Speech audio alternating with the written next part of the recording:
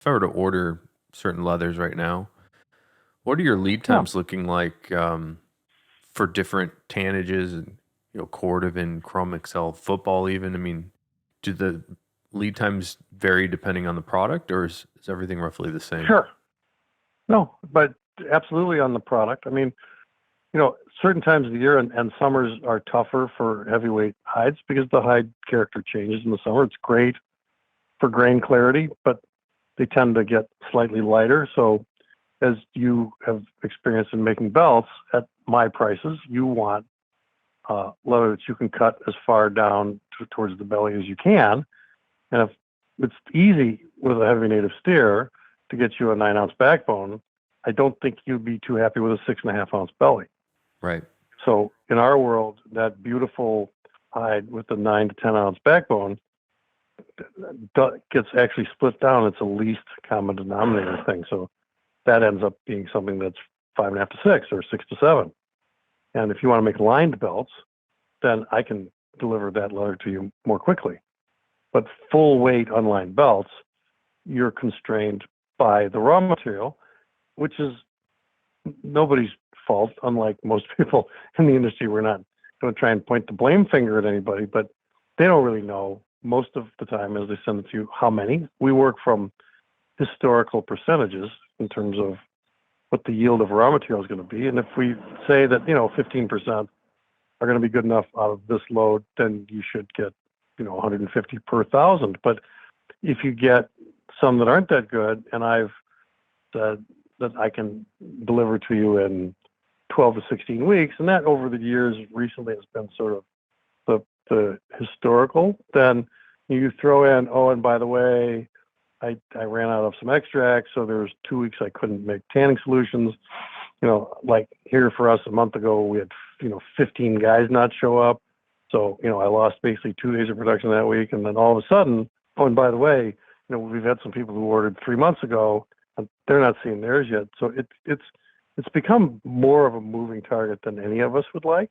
You're probably for anything that's not on the plan now, looking at a good 5 months Wow.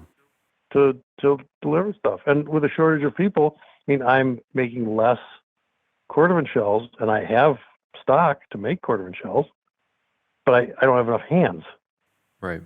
And as you well know, I mean, we've done pretty well together because you've adapted part of what you do to be able to use some of the smaller sized shells and make them work for what you do. Well, So thank you, we've by been the able way. to deliver you as well. Well, but that's a cooperative thing. I mean, they need a home, and we love the concept of what you do and the fact that it's taking place right in our backyard. I mean, it's made here in this case means not only made in the USA, but really made here.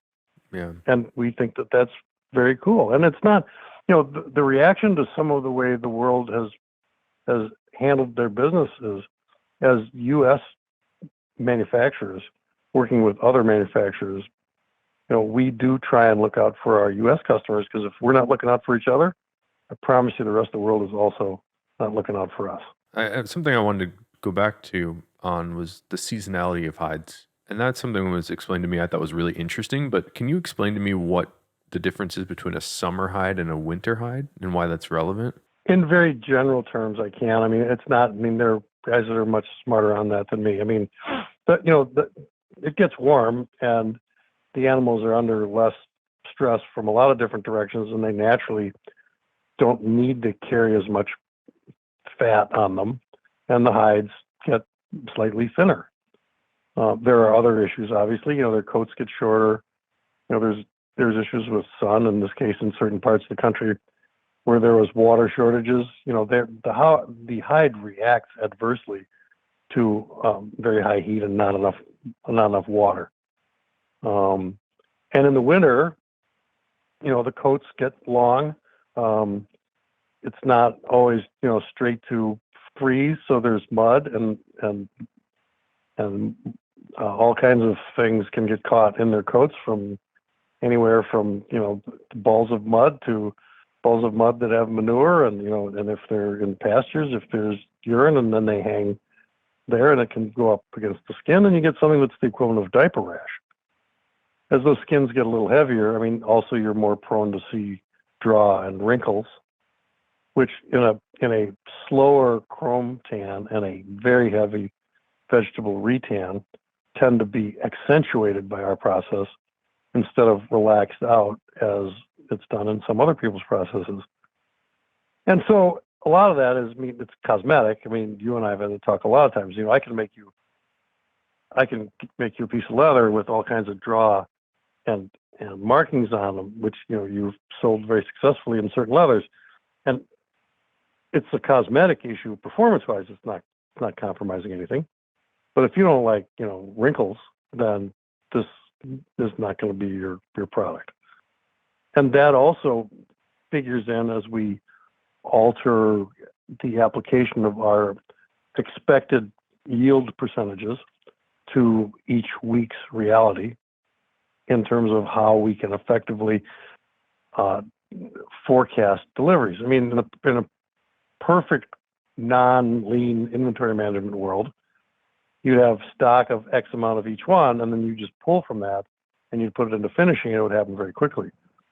But you're guessing at what you think you might sell, which doesn't always work. And if you make a mistake, you could have a pile of mistakes and you won't necessarily catch it in time, which is why we've stayed with the make to order concept. But when there are speed bumps, it slows that journey down for everybody and everything. It feels like summer hides tend to be thinner. The animals tend to not need as much skin during the heat, and then in the winter and cleaner. Oh, because of less manure burns from having a thick pelt, shorter coat, yeah, in the summer, and like freezing dung to their bodies. I think to me that's really fascinating. I don't think most people think about that. I don't think people, and most of them are not going to want to hear it either. Right? Yeah. I think most people don't think about leather as far back as we're taking like it. that came from an animal. Yeah.